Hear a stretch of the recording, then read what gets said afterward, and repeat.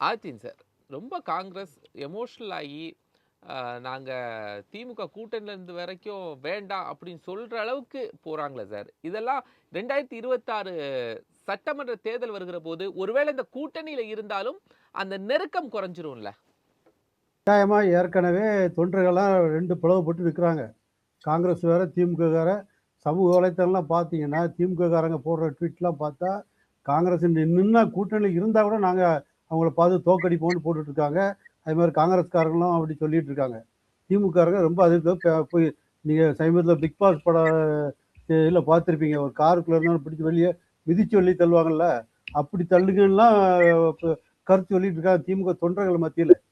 தலைவர்கள் இதெல்லாம் தூண்டி விட்டு வந்து 2ஆம் கட்ட தலைவர்கள் தூண்டிட்டாங்க. ஆனா இவ்வளோ நாளா மாணிக்கம் தாகூர் பேசி பேசி கடைசியில இன்னைக்கு டெல்லிக்கு போகும்போது என்ன சொல்றாரு?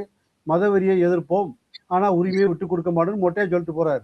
ஏன்னா டெல்லி இங்க இவ்வளோ சத்தம் போடுறவரு கிளம்பி அங்க போறதுனாலே சவுண்டு குறைஞ்சு போச்சு. ஆனா காங்கிரஸ் என்னைய பொறுத்தவரையில காங்கிரஸ் ஜெயிக்கிறதோ தோற்கிறதோ வேற விஷயம். அதிகமான இடங்கள்ல நின்னா தான் அந்த கட்சிக்கு ஒரு புத்துணர்ச்சி, ஒரு எழுச்சி கட்சி இருக்குதுங்கிற ஏங்குது. ஒரு கட்சி வந்து ஏங்குனா தான் அதனுடைய வளர்ச்சி இருக்கும். ஏங்காமலே அப்படியே தான் குட்டையில நம்ம தேங்கிய கூட்டமா இருந்தா அது ஒண்ணுமே முன்னேற முடியாது. எப்போ பார்த்தாலும் யார் தோல்லையா சவாரி செய்து இப்போ பாருங்க திமுக இல்லைன்னா விஜய் பக்கம் விஜய் பக்கம் ஏன் போறாங்க? தென் மாவட்டங்கள்ல குறிப்பா சிறுபான்மை மக்கள் அதிகமா காங்கிரஸ்ல நிர்வாக பொறுப்புல இருக்காங்க.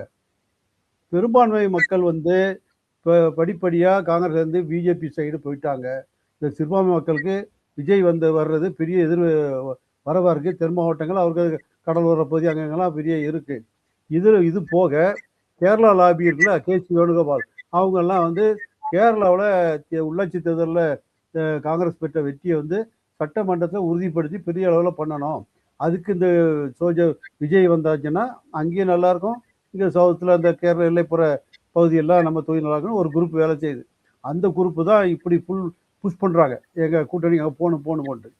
திமுக மற்றபடி மேலிட தலைவர்களை பொறுத்தவரையில் இவங்க திமுக என்ன சொல்கிறாங்கன்னா, கடந்த கூடுதலாக சீட்டு கொடுப்போம், ராஜ்யசபா சீட்டு கேட்டால் கொடுப்போம்.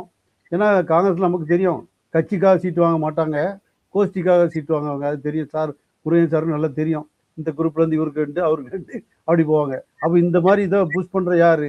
இது வரைக்கும் கோஷ்டியில் சீட்டு கிடைக்காத ஆட்கள் புஷ் பண்ணுவாங்க. டெல்லியில் இன்னைக்கு 4 மணிக்கு இன்னைக்கு பேசும்போது என்ன பண்ணுவாங்கன்னா இதையும் வச்சுடுவாங்க. சப்போஸ் ராகுல் காந்தியை பொறுத்தவரையில் அவர் வந்து கன்சிஸ்டன்சியாக பண்ண மாட்டேங்காரு.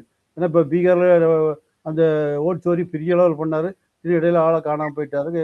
அங்கே ஒரு கூட்டணி சரியாக பண்ணலை. அதுக்கு விளக்கம் சொல்லியிருக்காங்க சார். ஜார்க்கண்ட்ல கூட்டணி இடங்கள் முடிவு செய்யப்பட்டது, அமைச்சரவை முடிவு செய்யப்பட்டது, அதனால வெற்றி இருந்துச்சு. பீகார்ல கூட்டணியில இருந்தோம் ஓட்சோரி நடத்துறோம். ஆனா இடங்கள் ஒதுக்கீடு செய்யப்படுறதுலயும் கூட்டணி ஆட்சி அப்படிங்கிறதுல அமைச்சரவை முடிவு செய்யப்படுறதுலயும் சிக்கல் இருந்துச்சு. ஆமா ஆமா, அது கரெக்ட் தான். இப்போ நீ கூட்டணின்னு முதலே போட்டிட்டீங்கன்னா பிரச்சனை வந்து வேற வகையில தமிழ்நாட்டில் கிளம்பும். ஏன்னா தமிழகத்தில் இப்போ கடந்த எலெக்ஷன்லாம் பார்த்துருக்கேன். இந்த ஒரு மாவட்டத்தில் மந்திரி பதவி கொடுக்காங்களா இல்லையா? அப்போ இந்த மாவட்டத்தில் இவர் தான் மந்திரி பதவி வேட்பாளர் நினைச்ச உடனேயே அதை விட க்ளோஸ் பண்ணுறாங்க. சொந்த கட்சிக்காரங்களே க்ளோஸ் பண்ணுறாங்க, கூட்டணி கட்சியும் பண்ணுறாங்க. இது காங்கிரஸ் கூட்டணி வந்து போட்டுன்னு வைங்களேன், 2 மந்திரினா யார் வருவான்னு தெரியும் எல்லாத்துக்கும். அப்போ வந்து கூட்டணிக்குள்ள சரியாக வராது முதல்ல. ஆனால் மேல்மட்டத்தில் பேசிட்டு நான் கொடுப்போன்னு சொல்லி ஸ்டாலின் சொல்லிட்டாருன்னா, ராகுல் காந்தி ஒத்துக்கிட்டாருன்னா பிரச்சனை இல்லை. ஆனாலும் அது வந்து பின்னால் வந்து இதாகும். இன்னொன்று, இவ்வளோ ஒரு மாசமா கண்ணாமலாம் 2 பேரும் பேசிட்டு திருப்பதி கூட்டணி போகும்போது எப்படி இருக்கும்? முன்னால ஜெயலலிதா நரசிம்மராவ் பிரதமராக இருக்கும்போது ஜெயலலிதா சசிகலா மேலே வெயிடாக விட்டுட்டு இருந்தாங்க. கடையில் பார்த்தா பாஸ்கர் ராவ்னு யாராவது வச்சு பேசி கூட்டணியை போட்டாங்க. அப்போ என்னாச்சு? மூப்பனார் வெடிச்சுட்டு வெளியே கிளம்புனார். அப்படி ஒரு இது வந்துச்சு. அதே நிலைமை திருப்பி வருமா வராதா? ஸ்பிரிட்டு காங்கிரஸ்ல ஒரு குரூப் அந்த அளவுக்கு யாரும் பேசலையே சார். அந்த அளவுக்கு தலைவர்கள் இல்ல. இப்போ வந்து இப்போ பேசுறவங்க எல்லாருமே திருச்சி வேலுச்சாமி, மாணிக்கம் தாகூர் அப்படியே ஒன்று 2 பேர் பேசுறாங்க. ஆனா ஜோதிமணி இவங்கெல்லாம் கூட சொன்னா திருப்பி தலைமைக்கு கட்டுப்பட்டு வருவாங்க. மாணிக்கம் தாகூர்லாம் ஒன்றும் அவர் வந்து டெல்லி வாசி, விருந்தர் வாசிங்கிறத விட டெல்லியில இருந்தே உருவாக்கி டெல்லியிலே பாலிடிக்ஸ் பண்றவர் தான் தொகுதியில் அவர் பேரு. அதனால அவரு சொல் வந்து அங்கே எடுபடுமான்னு தெரியல. ஆனால் அவரு இங்க வந்து ஊடகங்கள்ல வந்து அவரு பெரிய அளவா அவருடைய கருத்துக்கள் பரபரப்பா படுகிறது வழிய திமுக தலைமை அதை வந்து எப்படி எடுத்துக்குன்னு தெரியல. அதனால திமுக தரப்பு போன தடவை கூடுதல் சீட்டு கொடுக்க வாய்ப்பு இருக்க தான் செய்யுது. டெல்லியிலயும் ராகுல் காந்தி, பிரியங்கா அது இவங்கெல்லாம் அதை வந்து தாண்டி கூட்டணி போட நினைப்பாங்க. சமீபத்துல ஆனா வந்த திரைப்படம் கேரளா லாபியை மீறி பராசக்தி அவங்க என்ன படத்துல ஏன்னா கேரளாவுல போனா ஒரு இல்ல ஸ்டேட்டே அவங்களுக்கு கிடைக்குது. காங்கிரஸை பார்த்தது தாக்குறது மாதிரி திமுகல இருந்து வெளியிடப்பட்ட ரெஜின்ஸ் வெளியிட்ட அந்த திரைப்படத்தில் காங்கிரஸ் காங்கிரஸ் கட்சியினுடைய இந்தி திணிப்பு இதெல்லாம் வடிவமைச்சு காங்கிரஸ் கட்சி இழிவுபடுத்துறது மாதிரியான ஒரு சூழல்ல ஈடுபட்டு இருக்குது திமுக. அதுவும் இந்த தேர்தல் நேரத்துல அப்படின்னா திமுகவும் விரும்பலையா காங்கிரஸ் தங்க கூட இருக்குது? அதான் சொல்ல திமுக காரங்களே எக்ஸாலகேஜின்னு நினைக்கிற அளவுக்கு காங்கிரஸ் தலைவருடைய போக்குவரத்து பேச்சு வந்து அவங்கள வெறுப்பேற்றி வச்சிருக்கு. இல்ல பராசக்தி நான் வந்து படத்தை சொல்றேன் சார் சார். ஆக்சுவலா படத்துல அப்படி ஒரு கருத்தை இப்ப வெளியிடுறாங்க அப்படின்னா தேர்தல் நேரத்தில் வெளியிடுறாங்கன்னா இது காங்கிரஸிற்கு ஒரு தேவையில்லாத அவமானமாக போகும். அப்ப காங்கிரஸ் வலிமை அதுல குறையும்னு திமுக நினைக்கலையா? இல்ல அது அது திமுக வந்து பிரச்சாரம் பண்ணணும். அந்த அந்த படத்தை பார்த்தா அந்த சம்பவம் நடக்கும் போதெல்லாம் இந்திரா காந்தி இருக்க முன்னாலே நடந்ததுன்னு சொல்லிட்டு இருக்காங்க. இல்ல அந்த பக்தவச்சலம் அந்த காலத்துக்கு முன்னால உள்ள காலம் லால்பு அப்படின்னு சாஸ்திரி சொல்லிட்டு காலம். அதனால இந்திரா காந்தி அதில் காமிக்காங்களே அதுக்கு முன்னால் உள்ள காலம். ஆனா பொதுவா வந்து இந்தி திணிப்புகளை ஏற்கனவே இவங்க தொடர்ந்து எதிர்த்துட்டு வர்றாங்கனால நம்ம அப்படி நினைக்கிறோம். மற்ற படத்தை வந்து இப்போ பிஜேபி அந்த குழுவை கையில் கூட்டு பிரதமர் வந்து பொங்கல் விழா கொண்டாடணும்னு இன்னும் அது பத்திக்கிட்டு எரியுது அவங்களுக்கு.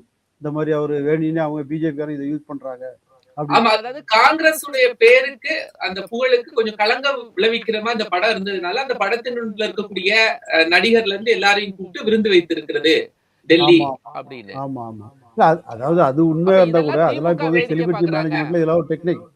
தமிழ்நாட்டில் ஒரு படம் ஃபேமஸ் ஆயிருந்தா அவங்கள கூப்பிட்டு வச்சாருன்னா அது ஒரு பப்ளிசிட்டி. இது வந்து செலிபிரிட்டி மேனேஜ்மெண்ட்ல வருது. இதே இப்போ விளையாட்டு வீரர்களை பிரதமர் சந்திக்காரு, ஸ்டாலின் சந்திக்காரு. இதெல்லாம் ஒரே மாடல்ல தான் நடக்குது. பாத்தீங்களா தெரியும். அந்த அடிப்படையில் கூட இல்ல பார்த்துக்கலாம். அது ஆனா இது ஒரு ஒரு பெரிய பொலிட்டிக்கல் ஒரு மெசேஜ் படம் இருக்குது. இந்தி இல்ல, எதிர்ப்பு இருக்கிறதுனால இல்ல அதை நீங்க சொன்னதை பெருசு பண்றாங்களே அக்செப்ட் ஒழிய பண்ணிக்கலாம். ஆதித்யன் சார் அது அக்செப்ட் பண்ணிக்கலாம்.